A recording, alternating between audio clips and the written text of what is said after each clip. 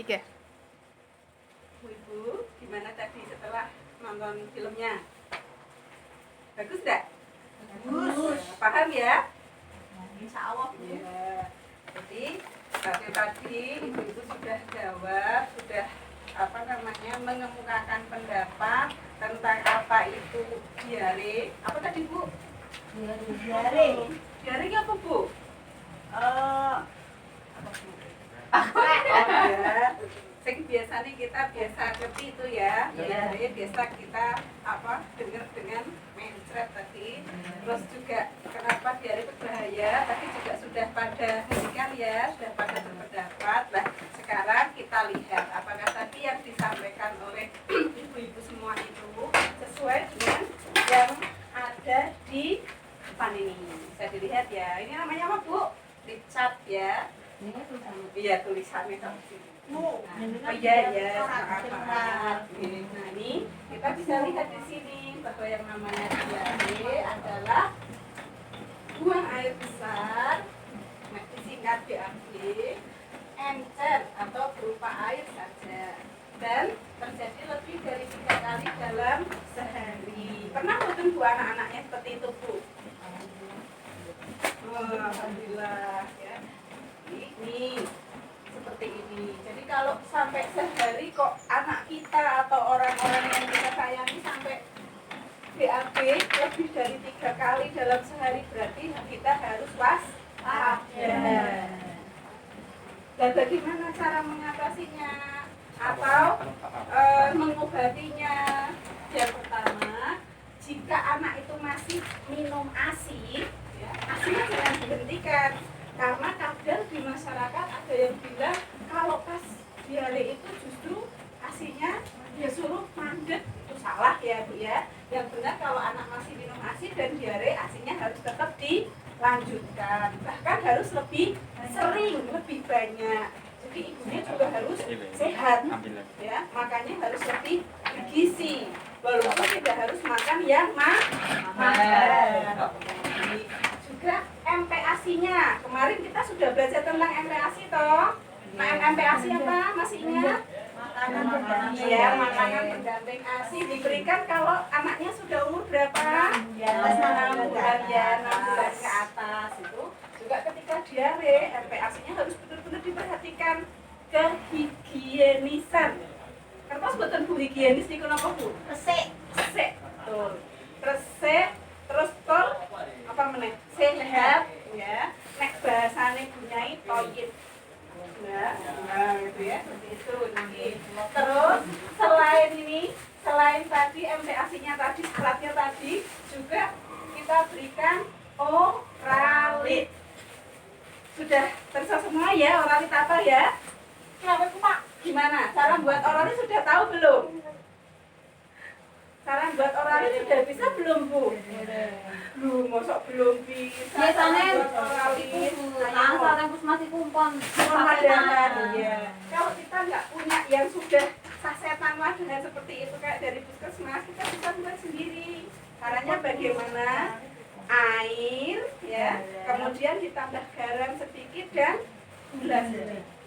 Rasanya memang aneh-aneh gitu ya Bu ya. Tapi insya Allah itu nanti bermanfaat ya. Nih.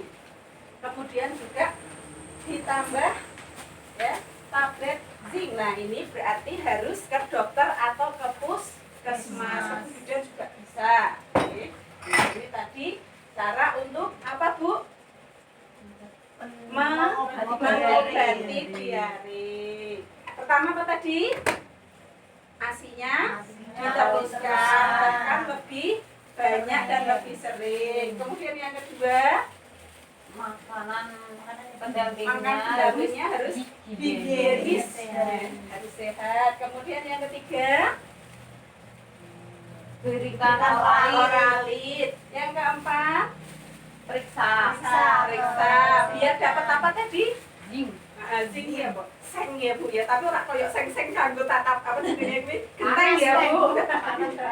Tuh, nah ini kalau ini sudah kita laksanakan ya, kok diarinya kok nggak kunjung reda ya, maka yang kita perlu lakukan lebih lanjut adalah apa ini Bu? Bisa dibaca bareng-bareng enggak?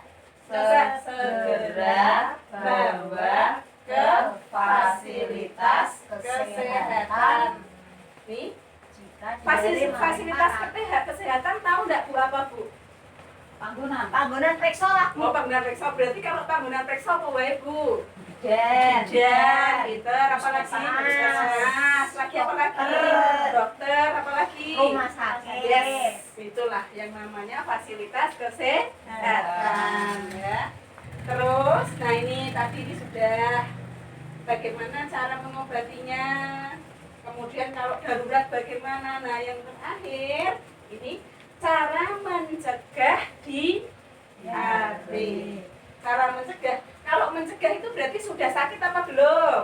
Nah, ini kalau mengobati sudah sakit apa belum? Sudah. Nah, ini yang perlu kita lakukan karena alhamdulillah sekarang kita dalam kondisi sehat.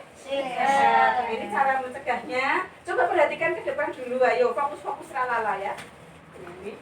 Coba kita lihat nih cara mencegah diare. Yang pertama, memperhatikan gizi anak. Kebanyakan yang di sini sudah kandungan putra semua toh. Nah, ini.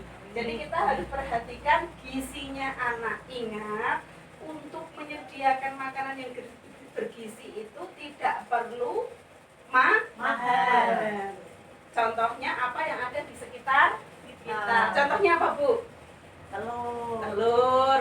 Ngambil dari Ternak. nah, dari ayam yang kita ingoni dewe ya. Kemudian apa lagi? Sayur dapat dari mana?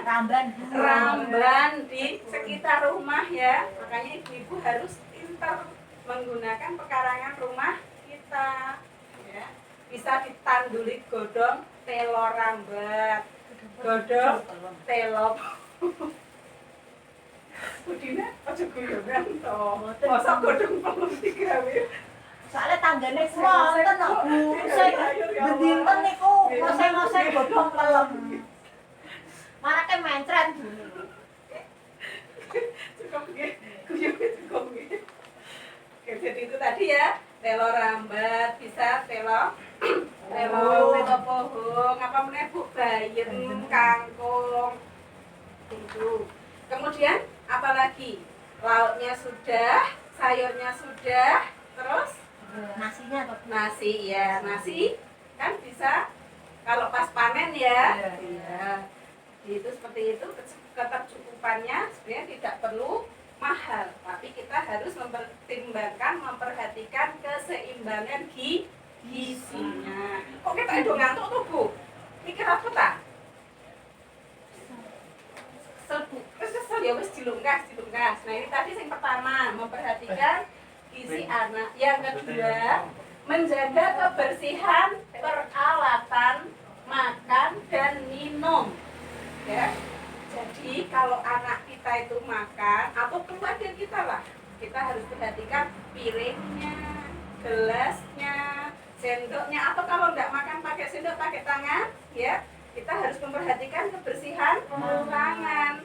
Setiap sebelum makan kita harus Cuci tangan. Apalagi sekarang wayahe Corona. corona, ya kan?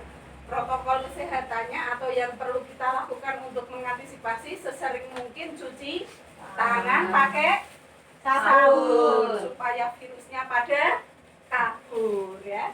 Ini harus diperhatikan ini kebersihan peralatan makan dan minum. Selanjutnya coba ini dibaca, ayo dibaca bareng-bareng biar ngantuk Nenu. Ayo 1 2 3. Minum air yang sudah dimasak hingga mendidih. Ayo. Mendidih ini kok umum Bu? Umum ya. Bu, lah air minumku teh galon, Bu. Nah, itu kudu berarti dhisik. kalau galon itu biasanya ada 2 macam.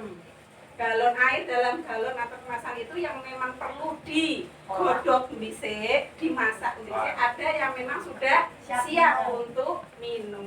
Biasanya yang membedakan apa, Bu? Air yang sudah siap minum sama yang belum diminum sama-sama di galon. Harganya pinter Sutri ya, gitu ya. Nek sing wis siap diminum, contohnya Aqua. nggak boleh sebut merek. Contohnya Apa ya? air Ya, air pinter. Wis pokoknya budina sak dosa. Selanjutnya, ayo yang terakhir ini dibaca bareng-bareng sing banter. Yo. serta menjaga kebersihan diri dan lingkungan. Itulah yang bisa kita lakukan untuk mencegah diare. Dileng-eleng nggih Bu nggih? Ya pakai bek mlaku. Tapi yang beda beda. Kalian kan sakit Bu? Kalian terus sakit. Ampuh Bu. Ampuh berarti. Jadi ini kita sudah belajar tentang diare itu apa, bagaimana cara mengobatinya, kemudian bagaimana cara mencegahnya. Kira-kira paham enggak Bu? Paham. Ada yang mau ditanyakan? Paham Bu. Paham ya? Alhamdulillah. Nah ini yang perlu saya tegaskan, di garis bawahi itu artinya tak pesen wanti-wanti bahwa yang namanya diare itu berbahaya. Ya, mungkin panjenengan dodi ceritane zaman biyen mbah-mbah ibu-ibu biyen.